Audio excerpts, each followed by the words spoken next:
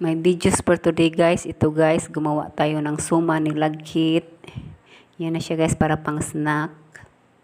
Mayroon kasing nagpapagawa guys para sa mayroon ng okasyon. Ito na siya guys. Ang una kong nilagay guys, nilagkit na 2 kilot kalahati. Tapos hinugasan ko. Pagkatapos hugas guys, nilagay ko yung gata, 4 na cup na noodles kasi malaki siya guys. Yan na siya.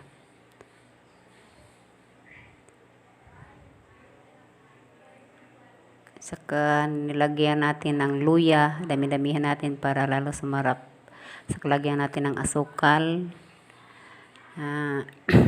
yung kalahati kilo guys.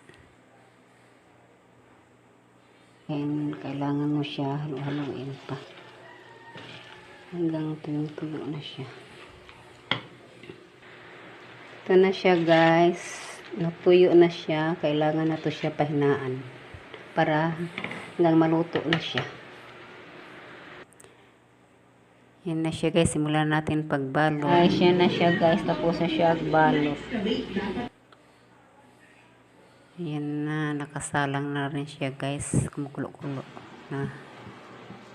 Yan na, tapos na siya guys. Yan na lahat guys. Sarap, sobrang sarap yan. Thank you for watching.